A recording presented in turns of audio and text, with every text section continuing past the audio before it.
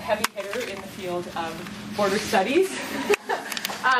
Very, very important. I know as a geographer, Mark is one of the scholars that speaks very much to geography and has contributed a lot to the way that geographers look at studies of borders.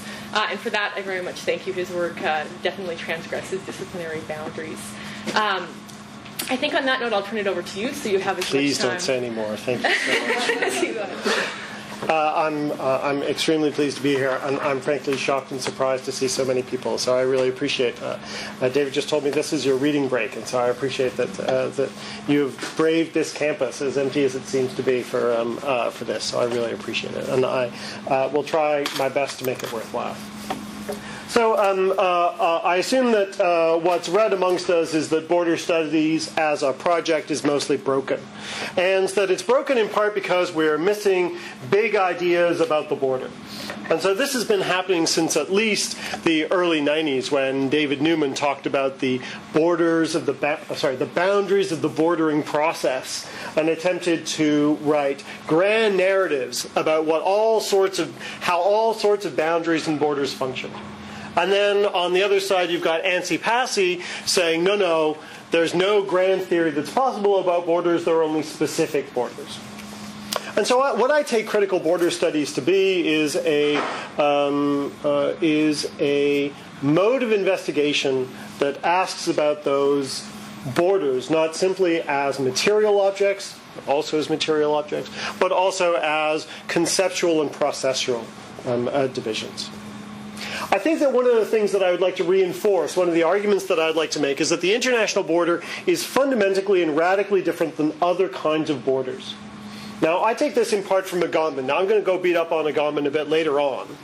But one of the things that I think Agamben has exactly right is that the international border is different because the international border represents the space of law and the space abandoned from law. And so the border represents those places where we might claim the right to have rights. Now, I'm going to argue against my friend and colleague Peter Nursch and Etienne Balabar, who say that the border is everywhere.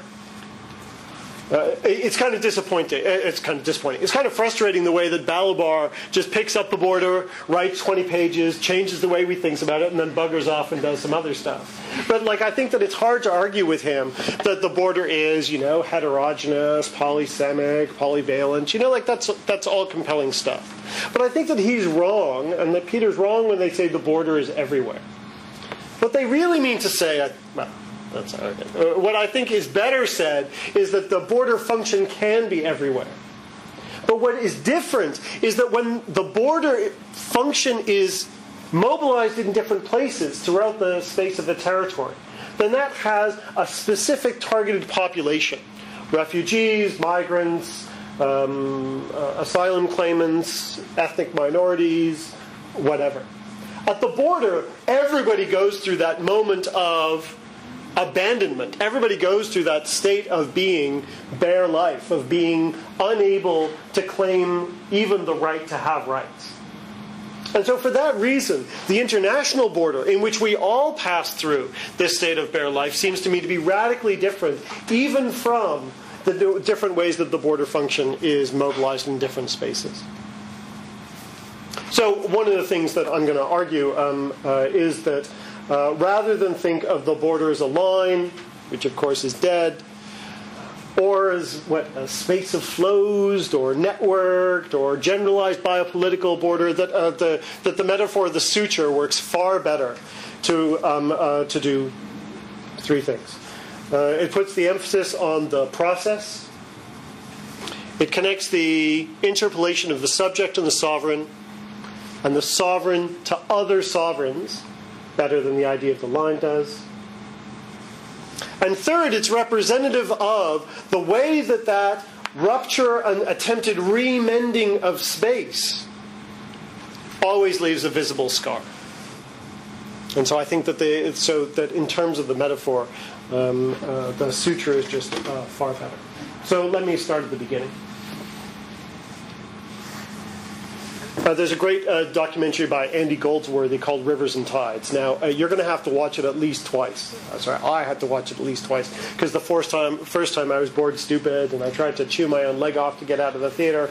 But then the second time I watched it, I was like, oh, this is fantastic. And he makes this really interesting argument about sheep and the way in which sheep have sort of undermined the border. And he talks about the enclosures and the radical shift in the way that space was organized between areas in common and then the enclosures on the Scottish Highlands and in Britain. And I think that the enclosures and the creation of that systematized private property really reminds us the degree to which borders are artificial. It goes along with that Polanyi argument about the Great Transformation, that the creation of the free market requires a great deal of effort. Well, so too does the natural border. Even borders that naturally follow rivers or beaches or islands, it still requires a great deal of investment to perform the idea of the border. A colleague of mine was crossing the border with her two small people. Their legal status was not in doubt, but the customs agent still said, "Are you Canadian? What do you do in hockey?" And the little, 5-year-old says, "Play the puck, not the man." And I said, "That's right, you're Canadian." Right? And so, on the one hand, that's silly. You play the man, not the puck. I think everyone knows. But it demonstrates the degree to which we perform our identity in front of the customs agent. And you think about your last trip across the border and the way in which you represented yourself. The story that you tell of yourself is never a full story, a complete story. It's never, I would argue, even an accurate story. It's the story you think that they want to hear that will allow them to authorize you, but you also, in preparing your story, authorize them to ask the question about your identity. And so, because I came at this from the question of airports, I just want to argue that this idea of the line, as powerful as it is dead. That the borders are no longer, if they ever were, clear, straight lines. This is a slide that one of my doctoral students, John Mutler, uses to illustrate that even the borders of the European Union aren't where we think they are. That everyone talks about the hardened shell of Schengen and that the free movement within Schengen, the erasure of borders within Schengen is only possible because of the hard borders of the outer Schengen. Where, if you look at the different agreements in Europe, Schengen, we can see that there's always multiple insides and outsides. And so it just doesn't make sense to think of sort of one single line. This is one of my favorite, I don't want to say clarifications, visualizations of the overlapping spheres of authority at the airport. And what was interesting is that this was done in 2006 for the CATSA Act review, particularly important given that the CATSA folks are making trouble today at Pearson. And this was used as an explanatory guide to explain to their own actors inside the airport security field who was responsible for what. And one of the things that's surprising is that when you're a little, your golf clubs or your squash club or whatever it is that, when they hit the red panic button, they're not sure who comes. Whether it's the RCMP, the local police, the airport police, and all of that. And then I think that the other great example is that of Israel-Palestine and the way in which that space and time is completely fragmented.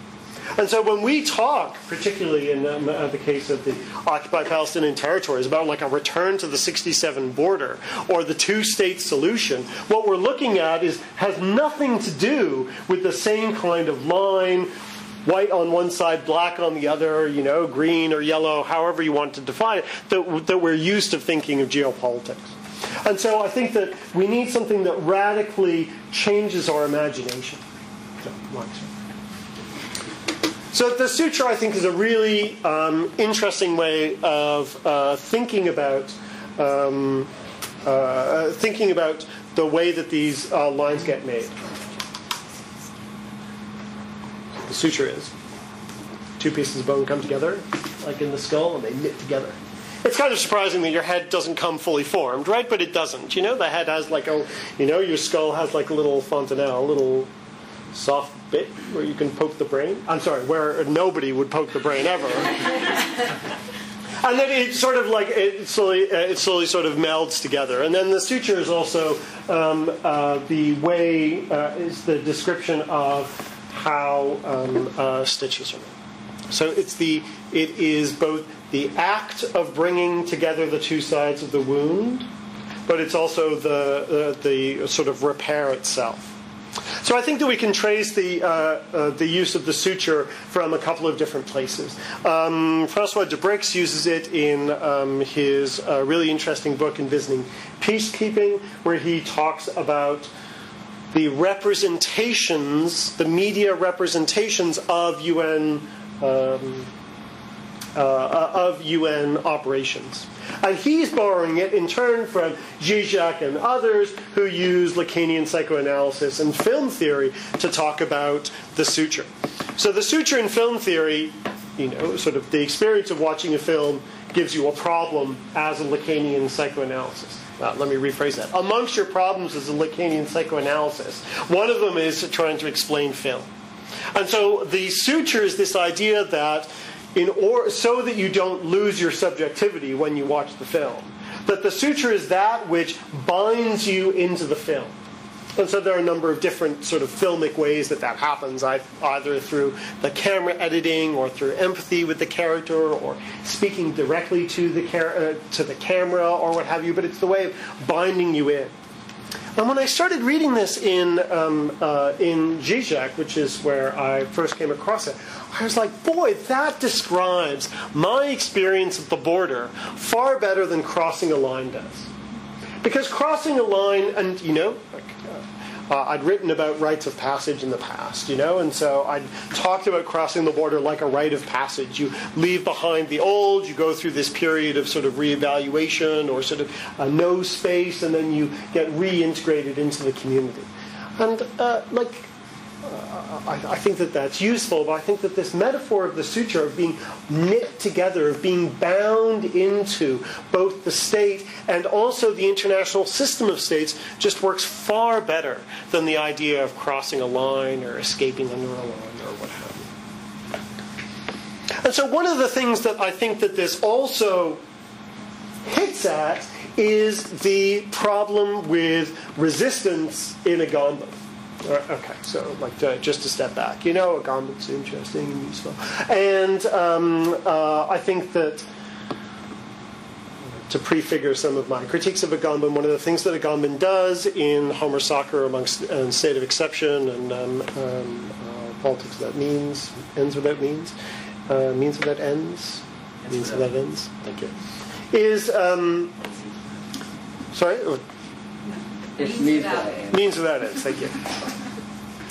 Is he's always discussing the threshold. There are little thresholds in his book, and he never actually talks about the thresholds. I was at a seminar with someone who'd taken a course with Agamben, and so I was like, oh, okay, so what does he mean by the wolf man? And he's like, oh, he's let that go. I was like, what do you mean he let that go? I spent 2 weeks trying to understand what the Wolfman was all about in Homer Soccer. How can you let that go? He's like, well, he thought it was a good example of the threshold, but he sort of changed his mind. It's like, oh, like I clearly need to get on that bandwagon of disavowing things that I've previously written. You know, like that's clearly Habermas does it. You know, Agamben does it. But one of the problems in the way that Agamben figures agency in those thresholds is that he seems to allow no space for resistance. There's only subjects as the object of power, and that doesn't accord with like my understanding of the world. That power is always reciprocal. It always involves both parties.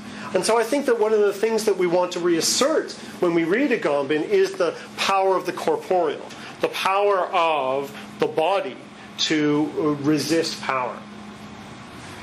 And so Elaine Scarry's work is really interesting in this when she talks about torture, when she talks about war. But I think that there have been other people who talk also interestingly about resistance, particularly in Agamben when they talk about disfiguration and bodily mutilation. And so, on one hand, I'm uncomfortable with it because I don't want this to be the only kind of resistance that's possible if we go along the road of Agamben. At the same time, I'm worried that Agamben doesn't have any space for it. And so I think that the suture helps get at that. So what I want to do is I want to go through, I think, 3 really important thinkers about borders. And I want to look at the way that they are I would argue, that they're already viewing the border as performative and as processual, right? That it's a process rather than sort of a declaration. But also that there are problems with each of them. So I think I'm going to change my mind and start with Agamben, since I've talked about it, and I'll go back to Walker and then go on to Galley. So let's start with George. So Agamben is an important thinker about the border, even though he rarely writes about the actual border. And one of the ways that he has really, I think, radically changed the way that we do geography and political science and international relations and critical border studies over the past 10, 15 years is that he's really reasserted the idea of the state of exception, and particularly the Schmittian notion of the sovereign decision. Right? Schmitt says, sovereign is he who decides.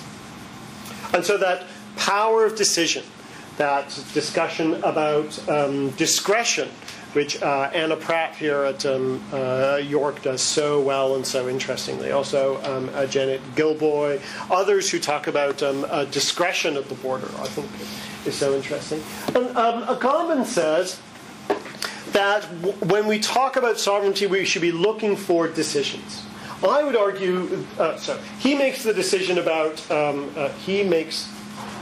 he puts an emphasis on the decision to include or to exclude, right? Or to include through exclusion those Homer Soccer, those who have bare life, that can be managed only as biological entities rather than as political entities. And then he slides and says, well, actually, everything is now about the management of the biological, and that the political has been erased out of everything. But let's sort of leave that for Minka and others, and just stay with the main one, his main point. He talks about the threshold, and he says that the threshold is really important because that's where the state makes lots of decisions. And he says that more primary than the Schmittian decision between friend and enemy is the decision of the band. Now that's a big thing for Agamben to say, because Agamben goes along with Schmitt for a long way. And Schmitt's already said that the distinction between friend and enemy is friend is someone you can talk to, enemy is someone who must be obliterated.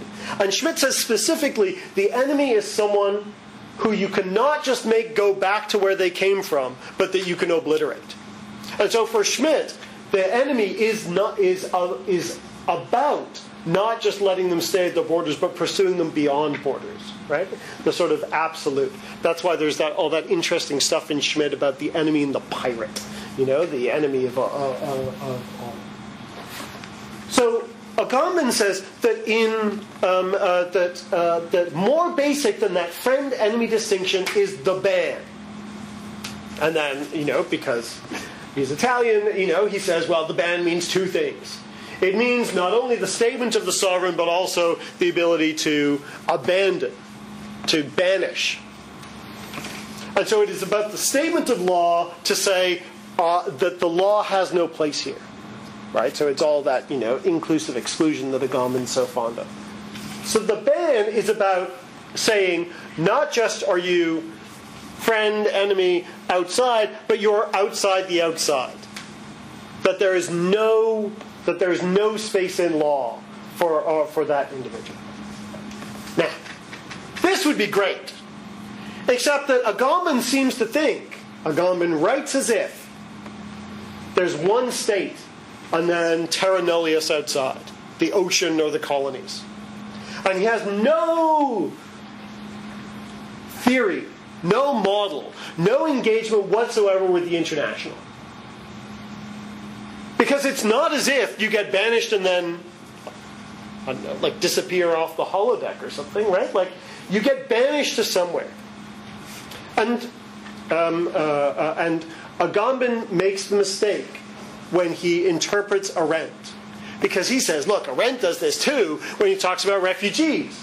But Arendt specifically, and like Sogurk and others follow on from this, talks specifically about the way that the refugee regime is a way for states amongst themselves to gain the monopoly on citizenship.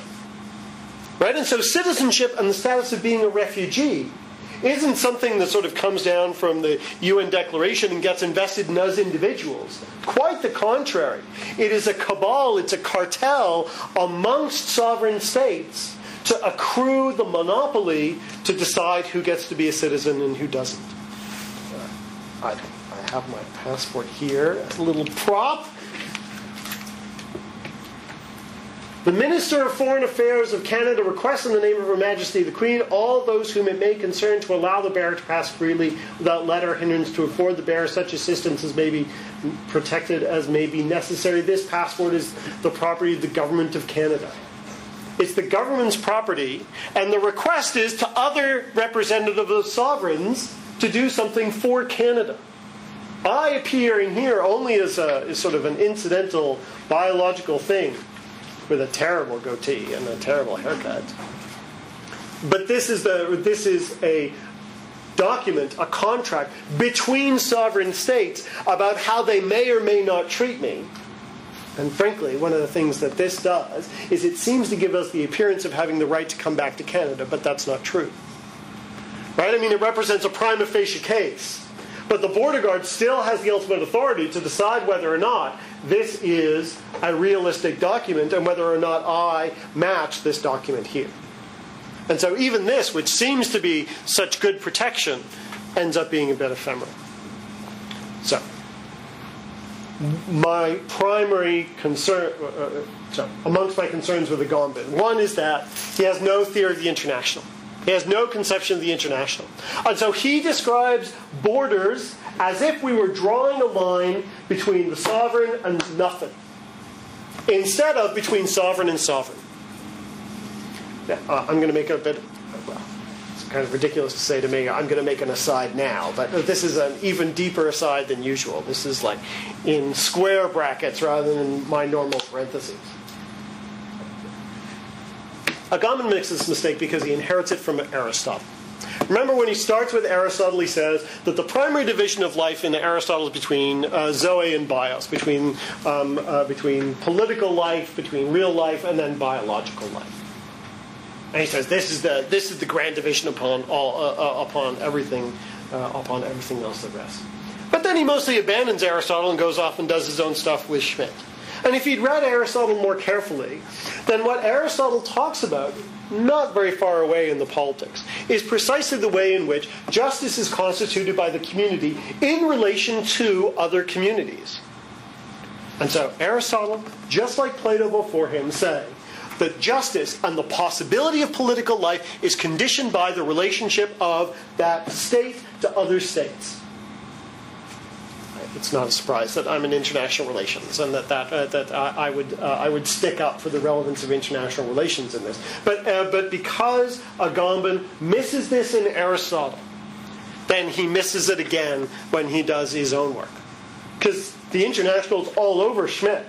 The nomos of the earth is nothing but the discussion of the Jus Publicum Europa, right? It's nothing but the discovery, the creation of the international system of law.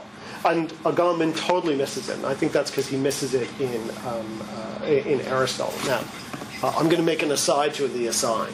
One of the other interesting things that is a result of him missing that in Aristotle is that he misses the previous discussion with Plato.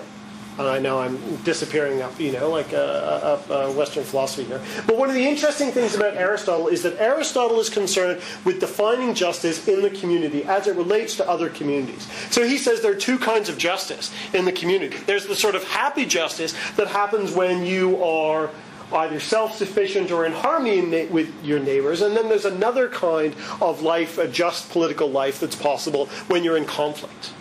And that goes right back to Plato on the discussion between the city of pigs and the city with a fever, which is so fundamental to the Republic. Remember in the Republic what happens, like if someone says, what's justice? And then, then he buggers off, and then Thrasymachus says, okay, let's, what's justice? And then, Socrates says, well, we can't see it in the man, so let's look at it in the state, because the state is the man writ large. So then they say, okay, so they arrange for the perfect city. And then Thrasymachus, lecher glutton that he is, says, the city you've constructed, which is the just city, doesn't have mustard, doesn't have sofas, doesn't have call girls. I'm not interested. And Socrates says, okay, if you want mustard, call girls, and couches, then we're going to have to expand from our sustainable city, and that means we're going to go to war. And if we're going to go to war, then that means that we're going to need a warrior class, and then that leads him to the Guardians, and that leads him down the path to all of the problems that Popper identifies in the Republic. It's that problem, couches, sofas, and call girls, that leads from the city of pigs to what Socrates describes as the sick city, the city with a fever. So again, right? This is why Aristotle's talking about this, because Aristotle inherits that same division from Plato, which is this distinction between two cities. But in both, they both talk about the possibility of political life being in relation to other states, being in relation to other communities, and about the policing of the borders between them. Because Plato says, if you want couches and mustard and call girls and perfume, and there's a couple of other things, then you're going to have to expand. If you're going to expand, that means war. So we go zipping back up our hyperlink trail. Agamben misses the international totally. And he never actually talks about the actual border. He just talks about the border between Zoe and So I think that that as much as we appreciate the work that Agamben is doing for us in critical border studies, the focus on the sovereign decisionism, the focus on exception, the creation of spaces that are exceptional, like the camp. One of the things that we need to be wary of is the complete neglect of the international. So when you think of the awesome people doing really great work with Agamben, it turns out that they inherit Agamben's lack of the international. So when you think of Fleur Johns or Eck or Minka or Deacon talking about the camp, they write really interesting stuff about Guantanamo Bay, but act as if it's an exception to the exception and that the world doesn't have anything to do with it. They say, look, it's a weird colonial space, therefore it means the exception, as if there weren't all these international relations that come with it. Okay, so Agamben's useful, he's good, but problematic. So to move on to Rob. I think that Rob's underrated as a border thinker for two reasons. One is because inside-outside, and the slash in between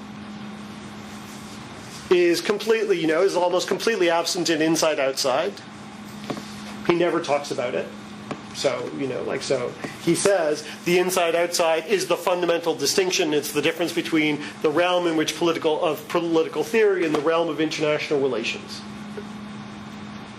But then he doesn't do anything with it. He says we've got to focus on the concrete practices of everyday sovereignty, but then he never does and goes into Kant and history and Machiavelli. So the first one. But the second one is in this latest book, and I think that part of the reason why he hasn't been taken seriously as a border thinker is because no one understands what the hell he's saying. Because his book is like one of those snakes that eats itself, an Ouroboros, I think that's how you say it, Ouroboros. He's trying to deconstruct the categories that he's using as he's using them. And so the argument, as soon as you sort of get at it, seems to fall away the moment you get it. And so Rob and I had a conversation a couple of years ago where he's like, I'm writing a book about borders. I was like, oh, great, what are you writing? And then he sent me a draft, and I was like, I don't get it. You know, like I don't see where this is going. I don't know where this is coming from. This is just terrible. So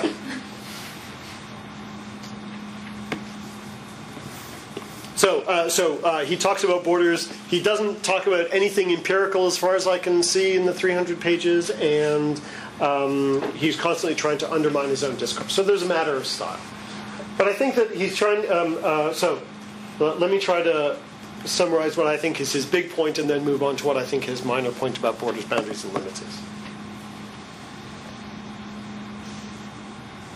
I think his big point is that in addition to the knitting together of the state and the sovereign, that there's a knitting together of the sovereign and the global. And that the political imagination of modernity cannot escape the idea of the global as a bunch of individual sovereigns, or, as a bunch of individual subjects. I almost got it right.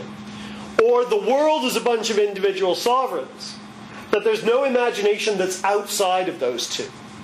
And so he says the very categories of political theory say that there's the state, the sovereign, the world, the globe, and that our political imagination bounces between the world and the globe, but can't go outside of that. And so our political imagination, even when we are attempting to be emancipatory, is always caught within this dual bind of either the globe as an individual, as a set of as a composite of individuals, or it's about the world as the composite of states. And that we can't get out of that dichotomy in our thought. But there's going to be time for questions, and so I'm very happy to be corrected, because I could be wrong.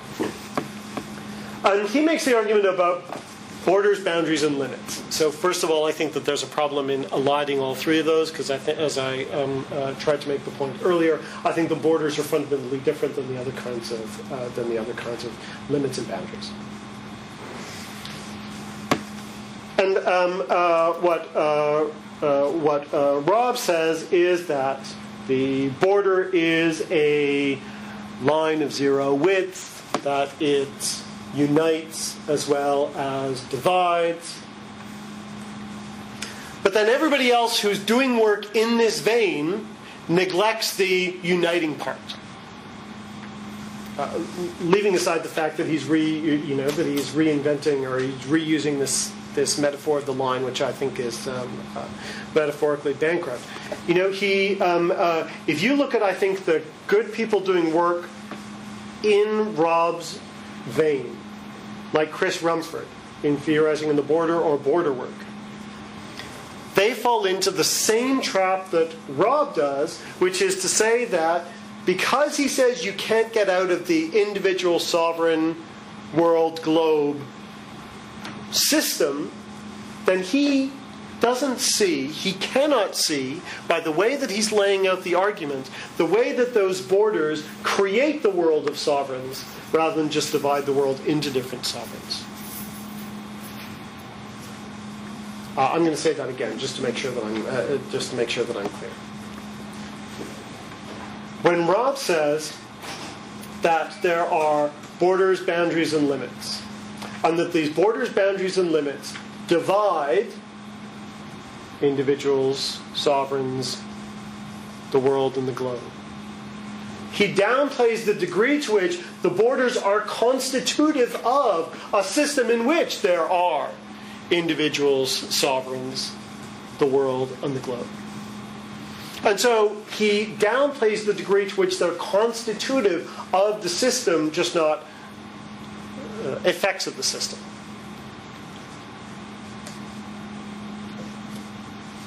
So, you can't ever tell him that I told you so, but I think that he's making the same kind of category error as a Gombin. You really can't say that, because I think that we'll have a lot of discussion if he hears that I'm saying that he's making a similar move to a Gombin. I think I'm in trouble. He's making the same kind of mistake, which is that he is saying that he is talking about the neglect of the international as if borders, boundaries, and limits, in particular borders, aren't constitutive of that system. That's my opinion.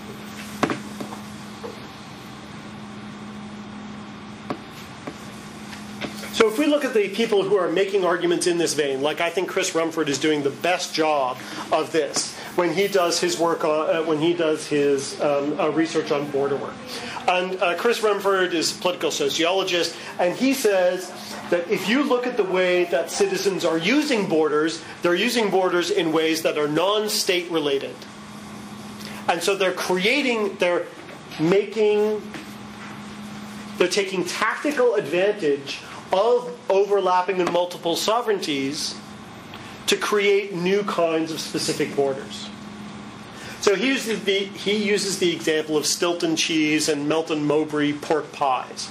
So there are these things called territorial designations in the European Union that says if you are from the town of Stilton, then you can sort of geographically protect the name, the brand of Stilton cheese so that only you get to make Stilton cheese. Because otherwise, the Portuguese would make cheese cheaper, because cost of living is cheaper, and then sell it as Stilton cheese, and you'd be at a disadvantage because you're, rich British folk. So there's this way within the European Union you can protect your geographical area. So he looks at Stilton and Melton Mowbray pork pies and looks at the way that local businesses drew the boundaries of what was acceptable pork pie territory within, Lincolnshire, and what's acceptable Stilton territory as evidence of non-state, citizen-driven border making. Yeah. On the one hand, that's really interesting. Like, it's empirically rich, it's politically interesting. Like, Chris does great work. But think of the way that he's doing it. He's doing it as if the EU and the UK and the world sort of existed already, and that this was just a way of playing with the borders. Rather than saying that the creation of those borders reaffirms the organization of the world as it is.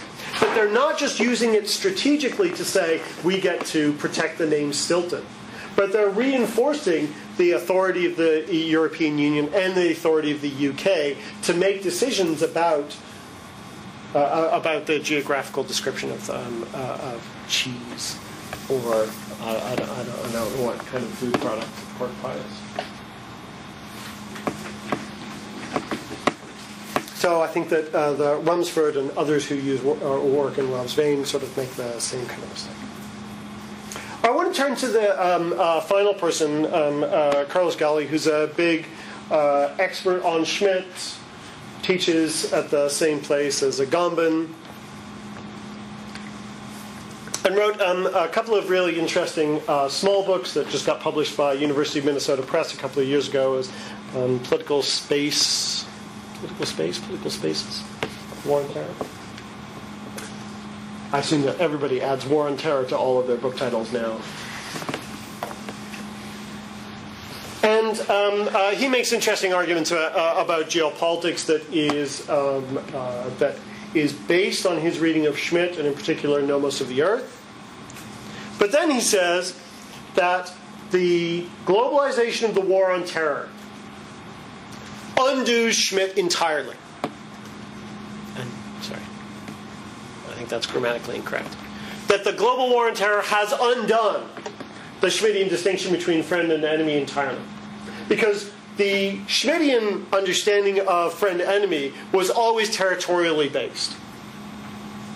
And Galley says now, because of those two things, economic integration on one hand, and the war on terror on the other hand, there is no distinction between territory anymore. That now, essentially, everywhere is a border. So he comes to the same conclusion as Balabar, but from a totally different perspective. Like Balabar is thinking about it in terms of European citizenship, about race, and in particular, I would argue, society must be defended. The Foucauldian Collège de France lectures, because Balabar is reading those at the same time that he's writing the citizenship the stuff on what is a border. So there's clearly some relation there between what his thinking is. And he says, look, he's making the same kind of distinction, but he says that there is no more inside and outside. So you see why I reordered it, right? I mean, because Agamben said there's an inside, but he has no understanding of the outside. Rob says there's an inside and the outside, but then we're stuck in that particular inside-outside dynamic. We can never get out of it. And then Galley says there's no inside-outside anymore. It's all just border. Well, okay, so that's silly, right?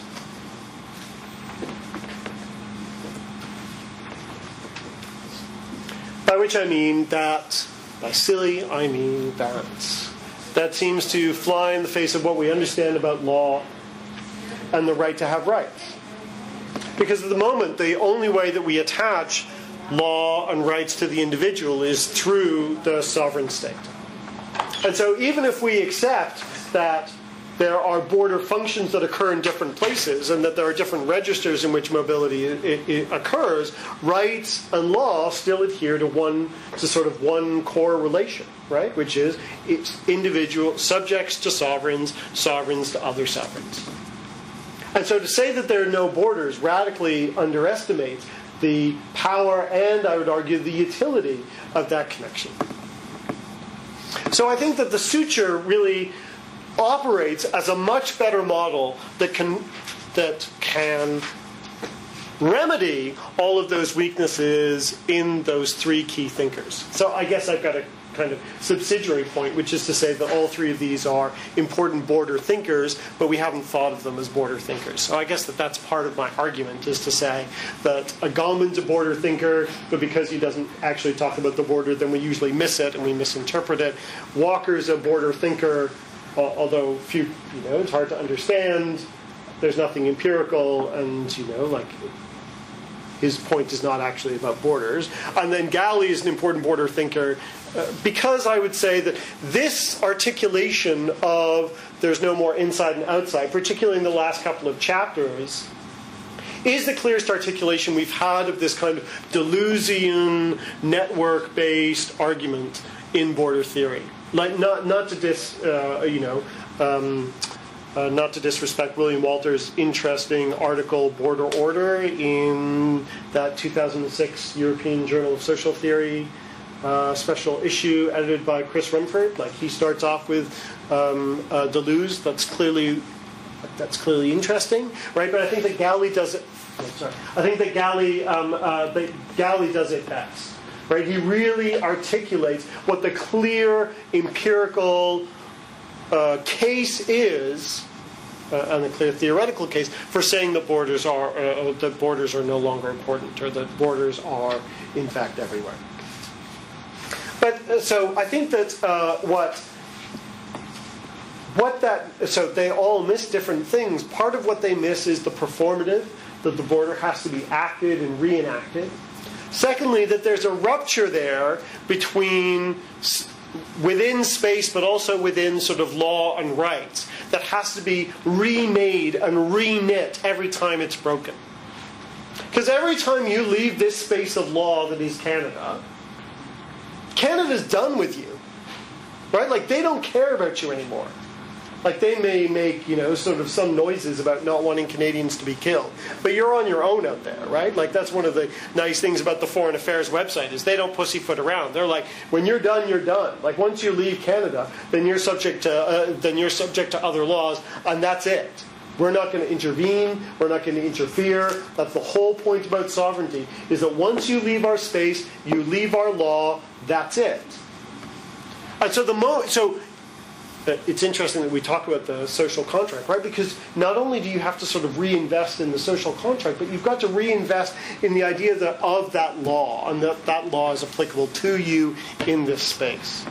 And so the suture, much better gets to that process of knitting together something that's been broken apart and that has to be knitted together. But even when it's knitted together, there still remains the scar. There still remains the evidence of this abandonment. I would argue, in some sense, of ethics or hospitality. So I think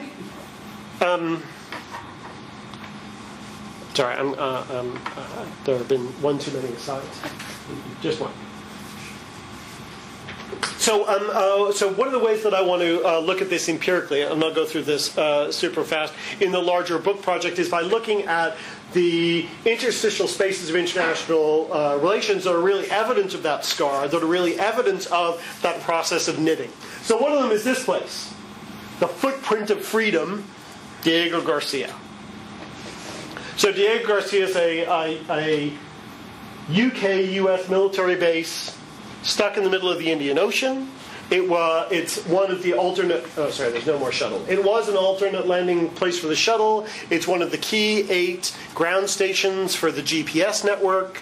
It has been the launching point for the attempt to free the American hostages in Tehran, the first Gulf War, the second Gulf War, the invasion of Afghanistan, Operation Restore Hope, then Operation Restore Freedom. Like this is one of the centers of the evil American empire. And what's interesting about it, well, amongst the interesting things about it, other than the fact that no one can go there, is that it is a UK territory that was separated from the colony, specifically because the Americans asked them to. So during decolonization, the norm was don't screw with the borders, right? Because if you screw with the borders, everything falls apart, right? That's one of the basic rules about the decolonization of Africa and Southeast Asia was don't touch the borders. They were made. It was a mistake. We've just got to move on. Otherwise, there'll be an infinite number of wars. And this is the exception to it.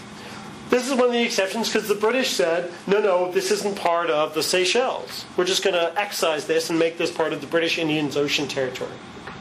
And then they made this part of the British Indian Ocean Territory, all the while they're winking with the US government, saying, don't worry, it's yours. Then there was, there were people on this island, and there was a business on this island, and then they quietly, nationalized the island, made it private crown property, and then there's some guy in Whitehall in London who's like the chief administrative officer for the British Indian Oceans Territory. So order number 1, immigration order number 1 was everybody fuck off, right? And so he made it illegal for anyone to go there. So all the Chagosians, because they used to call this, it's part of the Chagos archipelago, all the Chagosians who wanted to go home all of a sudden said, no, you don't have the authorization to go home. And that was it. So the Chagosians as a group have been sort of, screwed, like they've been in the Seychelles, they've gone through the British justice system a couple of times, and the American justice system a couple of times. What's interesting about the Chagosians is that they won one of their claims to go back to the Chagos archipelago. Maybe not Diego Garcia, but there are other islands that they could go back to. And the law lords in the UK said, you can go back. We'll figure out how. Then Jack Straw said, I changed my mind, you can't go back, it's national security. So they sued again. So you can't just say it's national security. And the law lord said, yes, he can.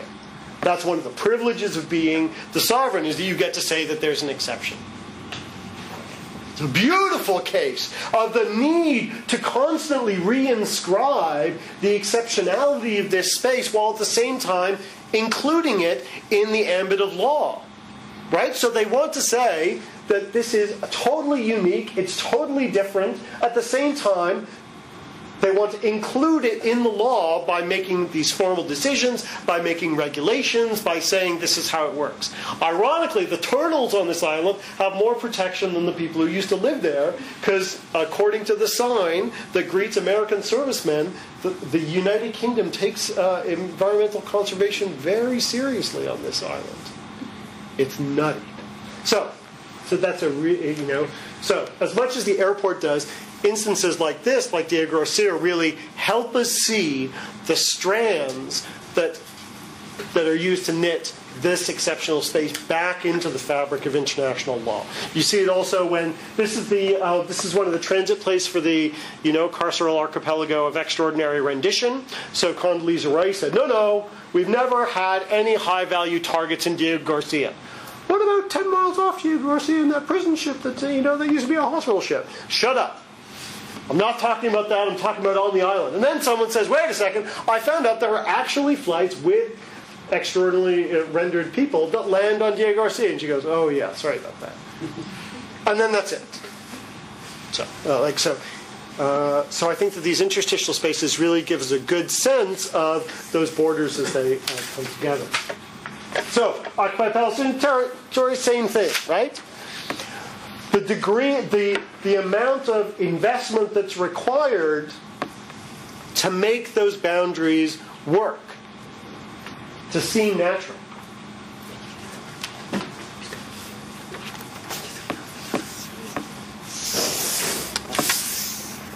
Shut up. Is that what this is? That's how far you've gone. Yeah. That's how far I've gone. Thank you. I appreciate that. There's no sense of how long I could possibly have left. It's been a long journey. I appreciate that. So if we look at the Antarctic, I think that I've picked a number of different examples that illustrate the different sectors. And so if we look at Diego Garcia, then that's clearly about military exception and security. If we look here, this is about scientific security. About scientific sector, and the way that science is used to then create these exceptional spaces. And so Antarctica is one of the only places on the globe where territorial claims are suspended. So everyone agrees that these are the claims, right? New Zealand, Australia, the French. Why do the French have a claim? The UK, Chile, Britain, Norway, and then the US. It's completely unclear, right, why they would have those claims. And look, what's interesting about this is this area right here has become this hot area of contestation for the building of scientific stations. And so the Chinese have a big one, but so do the Russians. And the Chinese are building another big one even further inland, closer to Amundsen, Scott, and McMurdo. McMurdo's the really big U.S. one, and then Amundsen, Scott is actually at the South Pole. So here we've got the Antarctic Treaty on one hand, which is the legal sort of knitting of Antarctica into the world, but also the suspension of it. So they say we all agree that all sovereign states have a right to make territorial claims. We're not even disputing your claims to this particular territory, even though they're overlapping, and that's normally a no-no, right? That there can only be one sovereign in one space at one time. But we're just all going to pretend. It's kind of like red light, green light. Yes, no one's looking, so everyone sort of stop. But then you've got the actual progress on the ground, which is about states making actual incursions in the name of science. And because it's in the name of science, then it's seen as not being about territorial aggrandizement. Oh no. Sorry.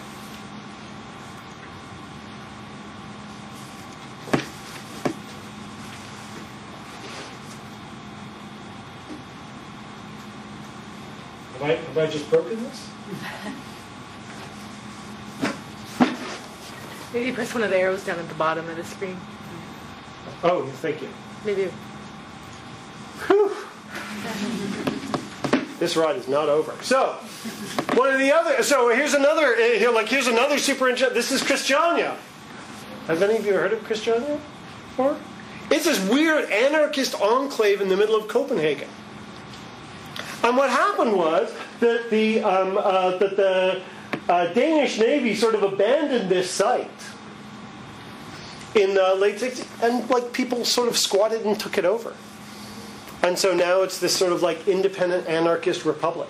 And so there have been interesting moves because they had more liberal. They didn't have drug policy, they didn't have housing or planet, but it's still this anarchist community. So, amongst the interesting things of Christiania, one is the efforts of the Copenhagen and the Danish government to integrate Christiania into the Copenhagen municipal government. Very exciting, I know. But the other is the way that they choose to identify themselves, right? Look. So, Christiania, this is an indication of, the sort of, the boundary stones that we saw at the beginning, right?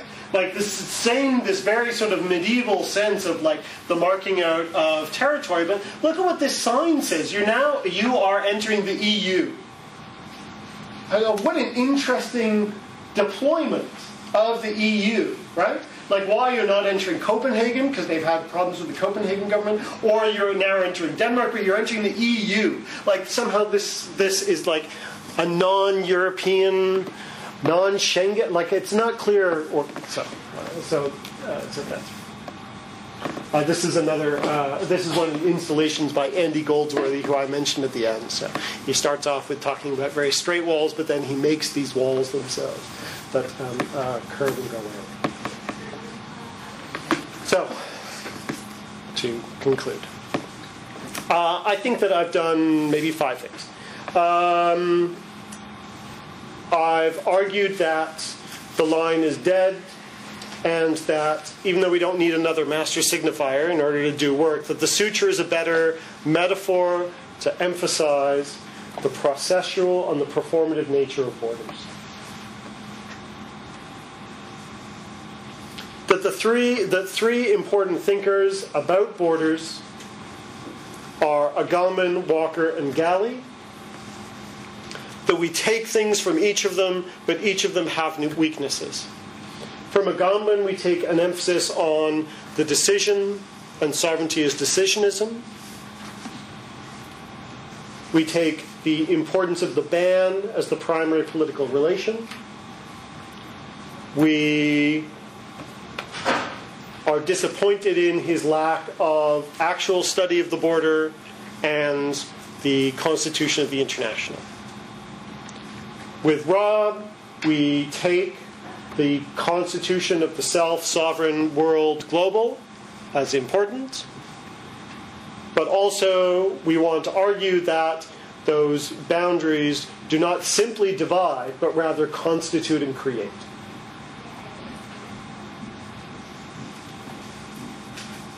And third, from Galley, so inside/outside, Galley says that there's no outside anymore, that there's no division between inside and outside because of the empirical facts about globalization and the war on terror. But we want to argue, using Agamben and Walker, that there is a primary relation in law that is fundamentally different between state borders and other kinds of borders.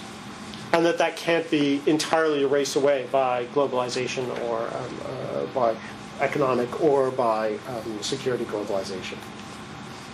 And so then the next part of the project is to demonstrate the utility or the power of the suture by looking at interstitial spaces and international relations, like the airport, like Diego Garcia, like the Antarctic, like Saipan and Tinian, like Christiania, that are exceptional to sovereignty, but knitted into the world of international legal order, into the world of sovereign states. And so in knitting in mending those rents in the fabric of international law, then we can more easily see what's true at many different kinds of borders, which is the need for this sort of performativity and suture. It's been a great pleasure to take you on this magical journey. I'm sure that I have misspoken innumerable times, and so I appreciate both your attention, and I look forward to your questions. Thank you very much.